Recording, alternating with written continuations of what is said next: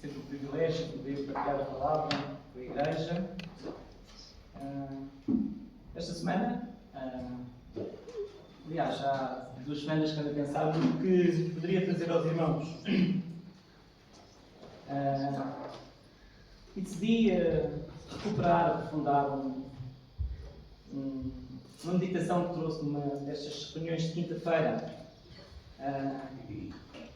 E tinha que ver com, nessa semana, talvez tinha ouvido o que estava a passar, houve uma pergunta que me fez refletir. Uma pergunta que ao princípio era simples, mas depois deixou-me de certa forma desconfortável. E a pergunta era esta: o que é ser cristão?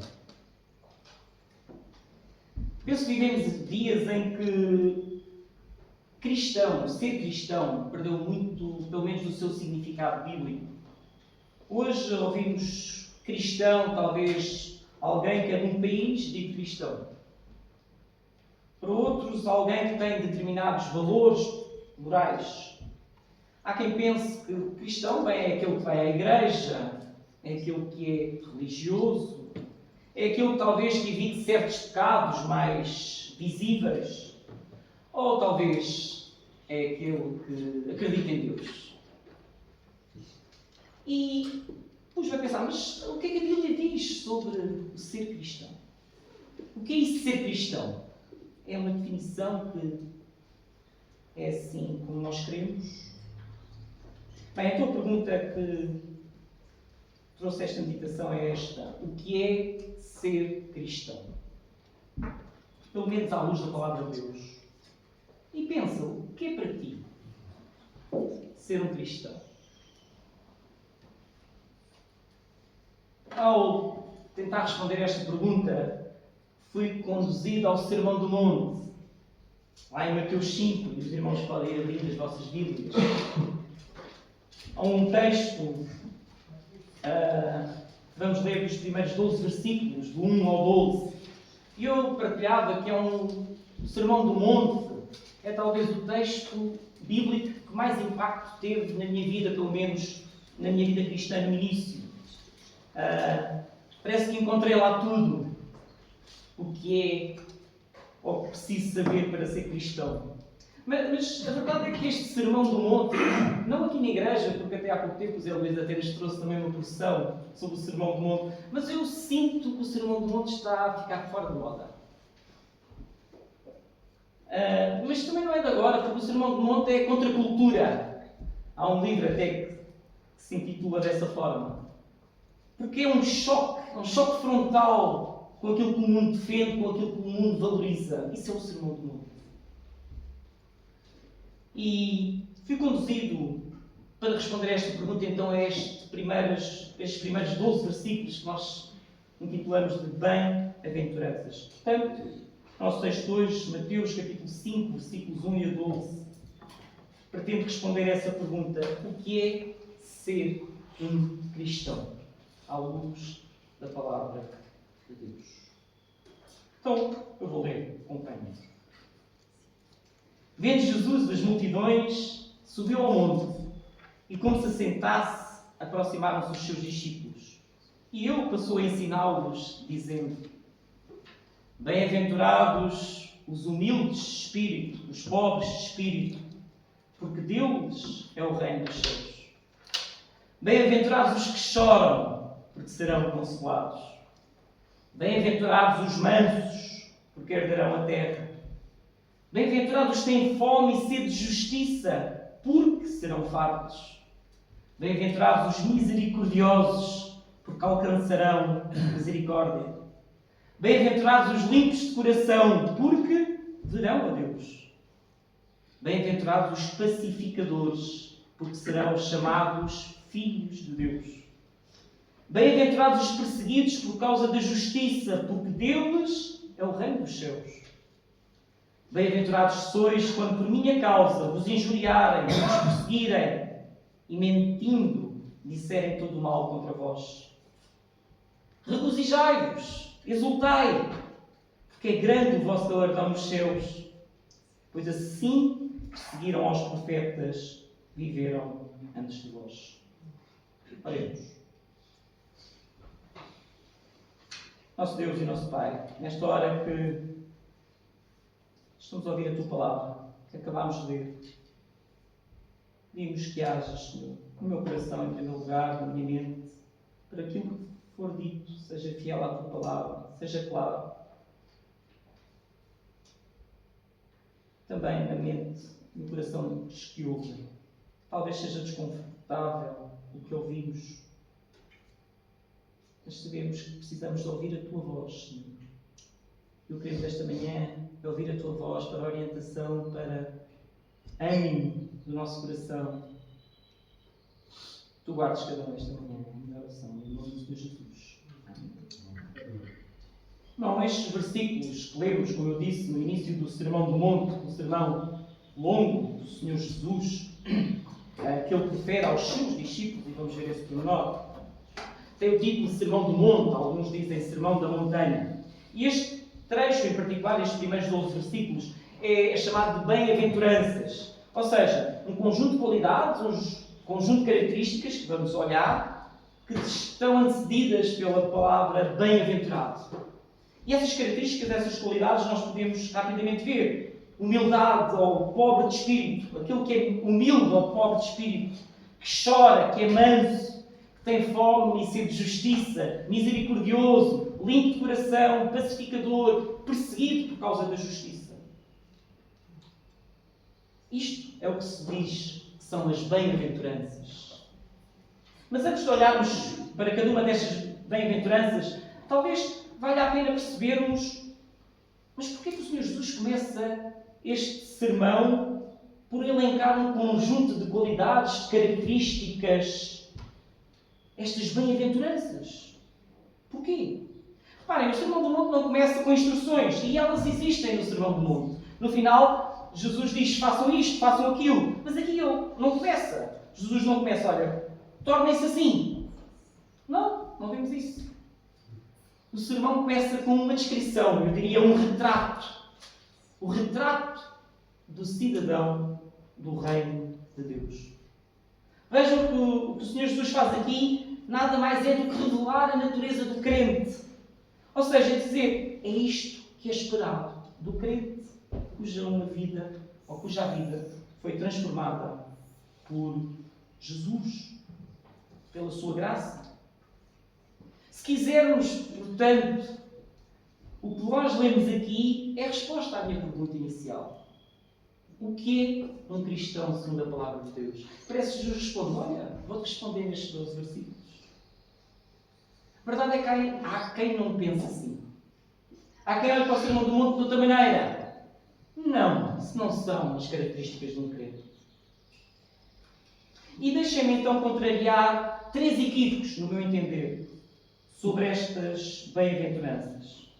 O primeiro, e eu já fui um destes, olha-se para as bem-aventuranças e pensa, aí está o ideal impossível, a utopia. Bonito de admirar, sem dúvida, mas é inalcançável na prática. Algo que, na melhor das hipóteses, se calhar isso escreverá uma elite espiritual ali, um conjunto de crentes elevados, talvez os missionários, talvez os pastores, bem, os diáconos não, mas aquelas pessoas. Mas, irmãos, o que lemos aqui não é o retrato de uma elite espiritual. Estas características não são do crente extraordinário. São as características de um qualquer cristão, ainda que imperfeito.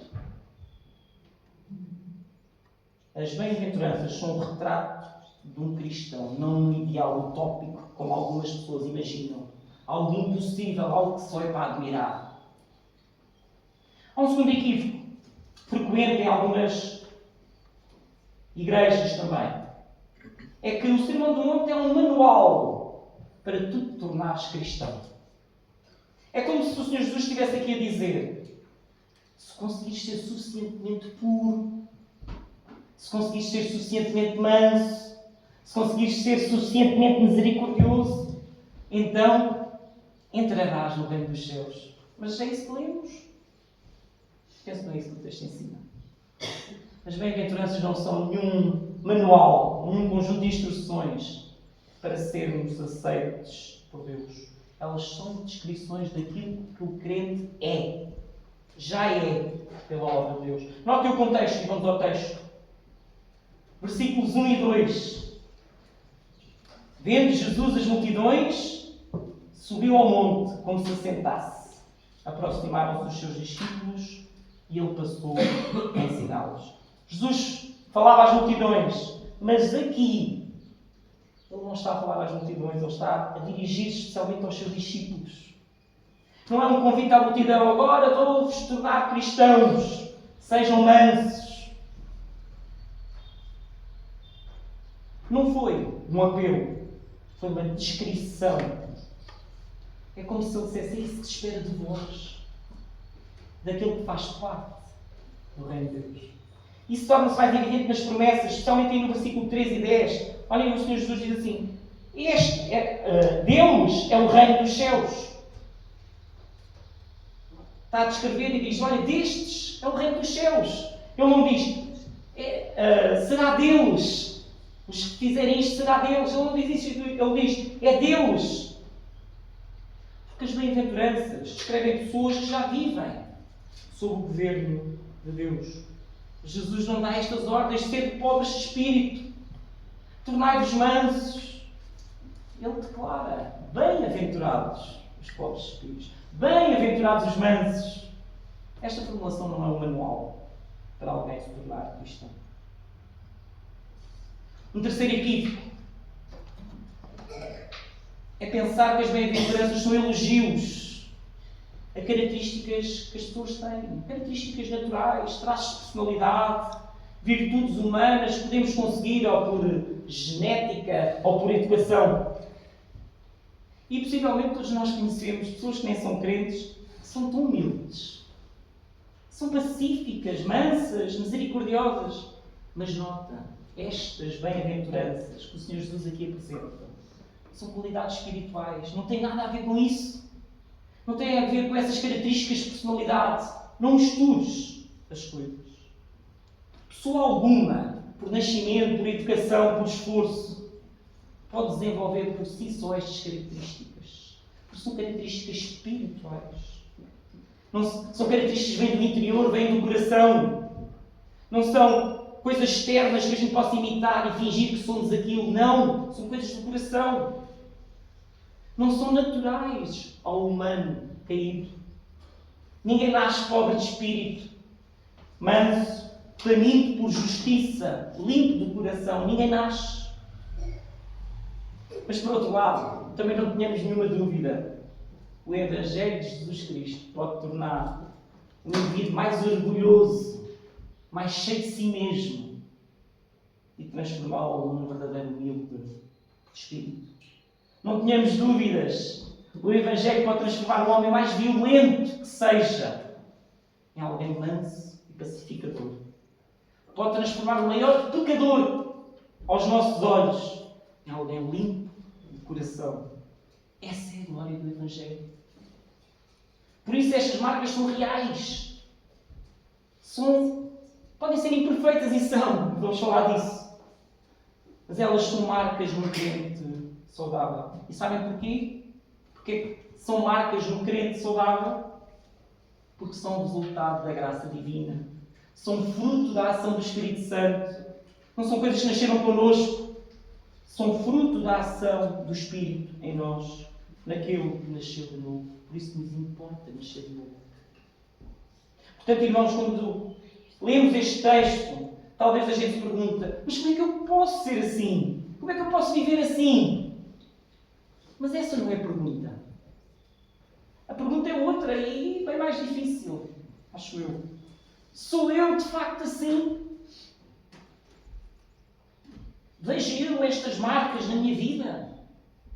Vejo eu, desde que fui salvo até hoje, estas marcas a crescer na minha vida? Estas bem-aventuranças a serem uma realidade em mim? Vejo eu isso?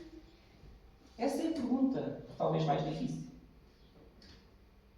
Então, muito brevemente, eu gostaria de olhar para estas bem-aventuranças. 8, 9. Rapidamente. tentar perceber o que significam de uma forma muito rápida. Versículo 3. Bem-aventurados os pobres de espírito, porque deles é o reino dos céus. A ordem pela qual aparecem as bem-aventuranças não é por acaso. A primeira aventurança é esta, ser pobre de espírito, porque tudo começa aqui. E o que é que significa então isso, ser pobre de espírito? E alguns, se calhar, pensam, mas não significa isso ser um bocadinho ignorante, simples, simplório. Pobrezinho, talvez. Ou fazer-se pobre. Talvez um bocadinho de coitadinho também. Pobre de espírito, talvez. Irmãos, ser humilde de espírito não nada tem a ver com isso. Ninguém está mais perto de Deus por ser ignorante. Ninguém está mais perto de Deus por se fazer de coitadinho ou por se fazer de pobre. E também não tem nada a ver com aquela falsa humildade que a gente muitas vezes usa. Sou tão humilde, não é? Sou tão insignificante, sou tão incapacitado. Queremos ser humildes perante os outros, mas não somos humildes de facto. Não tem nada a ver com isso. Ser humilde de espírito é uma transformação espiritual que nos leva a reconhecer a total falência espiritual perante Deus. O que é que isso quer dizer? É a consciência que somos terríveis pecadores. Tudo começa aqui, irmãos. Se não tivermos essa experiência que somos terríveis pecadores, se calhar ainda não começou. É que merecemos o juízo de Deus. Temos que começar aqui. É dizer, eu não tenho mérito nenhum para ser salvo. É dizer, eu sou pobre de facto porque não tenho nada para oferecer a Deus. Não há nada que eu faça que valha a salvação. Que me faça merecer a salvação. E se alguém não começa aqui, não começou. Porque o crente começa vazio de si mesmo, pobre de espírito. Lembram-se daquela parábola? Lá em o evangelista Lucas conta que o Senhor Jesus contou, aliás, do fariseu e do publicano.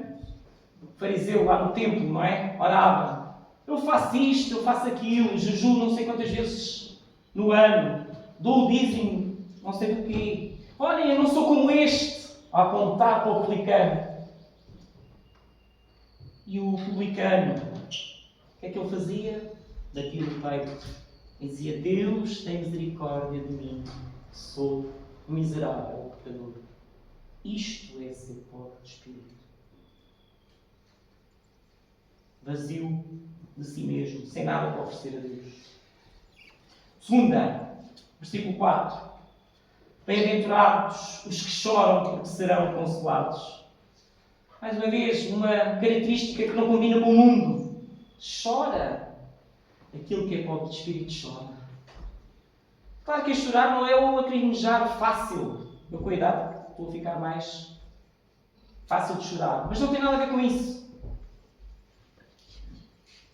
É algo, mais uma vez, inteiramente espiritual.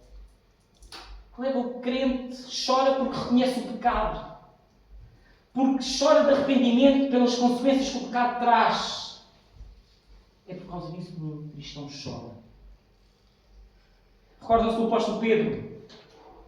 Depois de negar o Senhor Jesus 3 vezes, o galo canta. E ele recorda-se da conversa que tinha tido com o Senhor Jesus. E diz lá em Mateus, e saindo dali chorou amargamente. Este não é um choro superficial. Não é um choro emocional.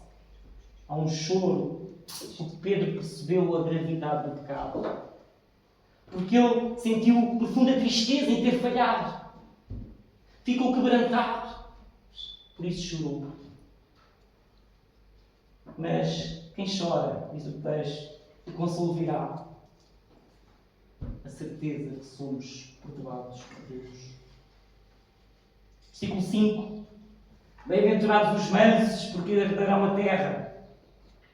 A terceira bem-aventurança é então a mansidão. Mais uma vez, não confundamos mansidão com aquele que não faz mal a uma mosca. Aquele que é complacente com tudo. Tudo está bem sempre. Seja as piores coisas, está sempre tudo bem. Não se chateia. Não é isso. O que significa ser manso? Significa que por sermos pobres de espírito, por chorarmos, nós não temos um espírito de retaliação, de vingança. E somos capazes de ser pacientes, longânimos, mesmo quando estão a ser tratados injustamente. Os mansos são aqueles que confiam mais em Deus do que em si próprios. Reparem, o manso não é aquele que não age porque não pode, é aquele que, podendo agir, opta por não o fazer. Podendo ganhar, submete-se humildemente à vontade de Deus. Podendo retaliar, dá outra face. Hoje falávamos na escola dominical, Saúl andou anos e anos a perseguir David. Queriam matar, não era para matar. E fomos lembrados que Saúl ficou à mercê, 2 ocasiões pelo menos, de David. David podia tê-lo morto. Ele estava vulnerável. Os homens de David diziam: mata, resolve os teus problemas. E David recusou tocar-lhe. Diante da pressão dos seus homens, diante da vida difícil que tinha, andar em cavernas, em bosques, a fugir pelo menos 10 anos de Saúl. Resolvia os problemas todos ali. Mas ele decidiu não agir. Porquê? Porque David era manso. David tinha todos os motivos para fazê-lo. Mas ele submeteu-se à vontade de Deus. E a pergunta é: temos nós também esse espírito de mansidão? Está ele a crescer em nós? Por muito impulsivos que de personalidade sejamos, mas isto é mansidão espiritual. Se sim, herdaremos a terra, é a promessa. Versículo 6.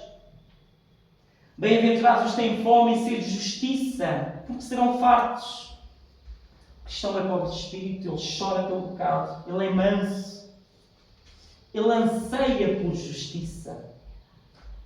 Tem fome e sede de justiça. E isso é muito mais do que uma moralidade exterior, ou muito mais do que justiça social. Muito mais do que isso. É, em primeiro lugar, para ele. Ele deseja ser santo. Ele deseja lutar contra o pecado. Ele deseja tornar-se cada vez mais semelhante a Jesus Cristo. Ele anseia. Ele tem sede. Isso é algo essencial para a sua vida. Antes nós vivíamos satisfeitos connosco. Mas agora reconhecemos a nossa miséria espiritual. Somos pobres de espírito. E ansiamos uma vida transformada. Ansiamos por santidade. O cristão peca, mas não vive confortável no pecado. Cai, luta e falha outra vez. Mas há uma nova direção, há um novo apetite. Há fome, há sede de outra vida, um desejo de ser diferente, de agradar a Deus. Temos nós desejado isso, ou desejamos cada vez mais isso. Deus não ignora esta fome e sede espiritual e diz: serão fartos. Versículo 7. Bem-aventurados os misericordiosos, porque alcançarão misericórdia. Se tu és pobre de espírito, choras, tens fome e sede de justiça, tens de reconhecer que foste salvo da misericórdia de Deus.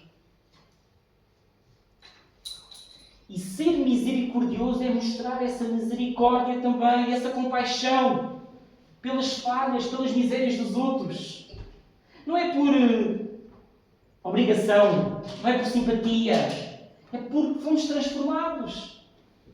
Repara, tu não merecias a misericórdia, é isso, tu merecias o castigo e Deus poupou-te. Não faz sentido tu seres assim também para com os outros. Perdoar, ser perdoado. Mostrar misericórdia e ser misericordioso. Ou receber misericórdia e ser misericordioso. Isso anda-te junto. Tu não podes receber misericórdia e não ser misericordioso. Tu não podes querer o perdão e não perdoares. E se tu reconheces que és realmente, se tu és pobre de espírito, se reconheces realmente que és alvo da misericórdia divina, só assim é que foste salvo. Não há nenhum mérito em ti.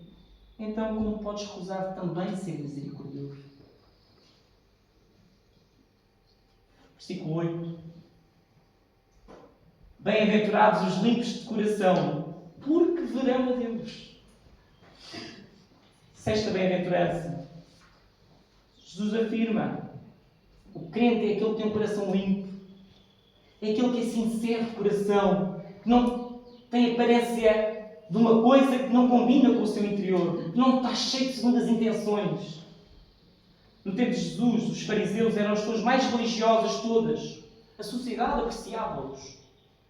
No entanto, o Senhor Jesus, num sermão duríssimo, o que o Senhor Jesus lhes chamou? Sepulcros caiados. Exatamente o contrário de livros de coração. Sepulcros caiados, a ideia era branquinho por fora e lá por dentro podridão. O exterior não combinava com o interior. Hipocrisia. Ser limpo de coração não é alguém que não tem pecado, ou que é perfeito, mas é alguém que no seu interior é sincero, é íntegro diante de Deus. É alguém que tem motivações, intenções, pensamentos, desejos certos, desejos que agradam a Deus. Não está cheio de segundas intenções. Eu vou fazer isto porque assim vão reconhecer que eu sou. Estes, os limpos de coração, verão Deus. Que promessa! Verão Deus. Versículo 9. Bem-aventurados os pacificadores, porque serão chamados filhos de Deus. O crente não é apenas aquele que evita conflitos, é aquele que também trabalha pela paz. Não uma paz falsa, uma paz construída à custa da verdade, essa não interessa. Mas uma paz bíblica, uma paz que nasce na verdade, promove reconciliação, restaura relacionamentos que estão quebrados. E eu pensava, quem é que foi o maior... Vou arranjar aqui um exemplo de um pacificador. Quem foi o maior pacificador? Gandhi? Não. Foi o próprio Senhor Jesus Cristo. Nós estávamos em guerra contra Deus, uma guerra espiritual, é paz espiritual que falamos. Nosso pecado fazia-nos estar em guerra com Deus, mas Cristo vai reconciliar-nos com o Pai através da cruz. Há uma personagem bíblica que eu aprecio bastante, que é Barnabé. Um personagem secundário. E deixem-me chamar aqui Barnabé nesta bem-aventurança. Saulo, num dos episódios, perseguidor da igreja. E às igrejas matar cristãos ou tirá-los. Estevão é um deles, não diretamente por Saulo, mas ele estava lá. E Saulo, a caminho de Damasco, é convertido. Mas a fama de Saulo era grande em Jerusalém.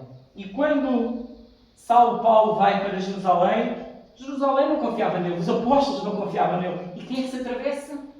Quem é que se mete à frente e diz: eu testemunho que ele é um verdadeiro salvo? Barnabé. É ele que reconcilia Paulo ali com os apóstolos, que facilita aquela reconciliação. Outro episódio, Paulo, numa das suas viagens missionárias, chateia-se com João Marcos. Já não o quer mais com ele noutra viagem missionária. E quem é que vai dar a mão a João Marcos? Barnabé. Uma segunda oportunidade. Barnabé era aquele com esta bem-aventurança à flor da pele. Temos nós nos tornado mais pacificadores? Ou ainda somos aqueles, no início, sempre a alimentar conflitos e ressentimentos? Reparem, os pacificadores serão chamados filhos de Deus. É como se nós estivéssemos a refletir o caráter do Pai. Serão chamados filhos de Deus. Finalmente, as últimas duas bem-aventuranças, vou lançar numa. E talvez sejam as mais chocantes. Diz assim, versículo 10, versículo 11. Bem-aventurados os perseguidos por causa da justiça, porque Deus é o reino dos céus. Bem-aventurados quando por minha causa vos injuriarem, vos perseguirem e mentindo disserem todo o mal contra vós. É um pouco chocante. Ainda vai ser mais no versículo 12. Mas se tu vives as primeiras 7 bem-aventuranças, não é sequer uma grande notícia. Tu sabes, o mundo vai-te rejeitar. Vai-te fazer sofrer, vai dizer mal de ti, vai-te injuriar. Se formos de facto assim, nós não vamos ser aplaudidos. Nós seremos incompreendidos. O mundo não quer Cristo, o mundo não quer a justiça de Cristo. Por isso seremos incomodados, seremos gozados, cancelados, prejudicados, perseguidos. Mas porquê é que eu digo que é bem-aventuranças um pouco chocantes? Porque o desafio é que se passarmos por perseguição, por estas injúrias, que elas virão. Atenção, por causa de Cristo, não é porque somos mal educados. Se passarmos estas perseguições, estas injúrias por causa de Cristo, devemos alegrar-nos. E isso é que é chocante. Versículo 12, olha o que é que diz. Regozijai-vos e exultai, porque é grande o vosso galardão nos céus. E a gente pergunta, alegrar-nos? Bem, o outro grau ainda é exultar. Ser perseguido diante do insulto. E o Senhor Jesus diz, sim, alegrem-se mais, exultem. Alegra-te, porque se assim for, é sinal. Se tu foste injuriado, se tu foste perseguido por causa de Jesus Cristo, é sinal que tu és um verdadeiro cristão, um cidadão do reino. Porque a lógica do reino celestial é diferente. O reino de Deus é diferente da lógica do mundo. E o contrário talvez nos fará pensar, mas eu nunca sofri isso. Não deves pensar. Será que estas bem-aventuranças estão visíveis aos outros? Porque se sim, tu vais ser perseguido. De outras formas, talvez não aquelas que nós vemos em alguns lugares do mundo. A ser gozado. A ser injuriado. E se não és, se eu não sou, devemos, se calhar, pensar. Irmãos, quero terminar. E talvez, chegado aqui, estejas a perguntar, ok, mas quem é que pode ser assim? Quem é que pode ser isso tudo? Já estou lá como o segundo equívoco. Quem pode ser assim? Eu diria que a resposta bíblica é ninguém. Ninguém. Naturalmente. Nenhum esforço humano, nenhuma disciplina moral, nenhuma educação religiosa vai conseguir produzir alguém assim. Sinceramente assim, de coração. E eu penso que este é o ponto do Senhor Jesus. O homem por si só não chega lá. Não pode. Ninguém pode ser assim pelos seus esforços. E a resposta é outra, mas pode, através da graça de Deus. Deus pode fazer de sim. Essa é a mensagem do Evangelho. As bem-aventuranças não são um ideal impossível. Elas são possíveis não por causa de ti, mas por causa de Deus em ti. Elas são um retrato que só Deus, são características que só Deus pode dar. São a evidência que tu nasceste novo, aquilo que te é necessário. São o fruto dessa nova natureza dada por Deus. O crente não se torna filho de Deus porque aprendeu a viver com as bem-aventuranças. Não é isso. Ele começou a viver assim, porque já é filho de Deus. E aqui vem o desânimo. E eu partilho com esse desânimo. Talvez a gente se pergunte, bem, mas se isso é assim, há aqui um problema, é que eu não sou assim. Eu sou tão diferente disso. Eu ainda estou tão longe do que o Senhor Jesus diz aí. E ficamos a pensar, então será que eu não sou crente? Não sou manso o suficiente. Não sou misericordioso. Serei cristão? Irmãos, ao longo da minha vida cristã, sempre tive Satanás a dizer isso. Sempre a querer desanimar. Sempre a querer pôr em causa a nossa salvação. Sempre a dizer, tu não és salvo. Por isso, deixem-me dizer uma coisa que também me ajudou. Se tu te sentes ainda tão longe, como eu me sinto, dessa descrição. Mas também reconheço uma coisa, irmãos, e quero ser também honesto. Reconheço que não sou o mesmo João de há 30 anos. Se olhas para trás e vês cada vez mais estas bem-aventuranças em ti, ainda que imperfeitas, ainda que tão incompletas, às vezes quase não se vêem, mas tu vês. Se tu tens o desejo de seres, de facto, assim, eu diria, há uma nova vida em ti. Tu és um filho de Deus. Um cidadão do reino dos céus, como o texto diz. Porque a promessa é onde o Espírito Santo atua. Ele não deixa o homem como está e nós não podemos ser o mesmo. Ele tem transformado, Ele vai transformar. Talvez a gente não perceba. Falava com o irmão disso hoje de manhã. A gente às vezes não percebe a nossa idade.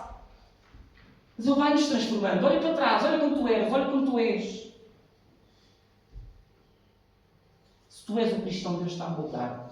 Ele está a transformar-te. Não tenhas dúvidas disso. Porque não és tu, é o Espírito Santo a agir em ti. Esse caráter começará a aparecer de uma forma imperfeita, aos poucos. Mas vai aparecer verdadeiramente, não fingido. Porque é esperado que o crente seja assim. Humilde de espírito, que chora, manso, que tem fome e sede de justiça, misericordioso, limpo de coração, pacificador, perseguido por causa da justiça e de Jesus Cristo. As proporções destas bem-aventuranças podem mudar de um para um, mas todos, ou todas, estarão lá.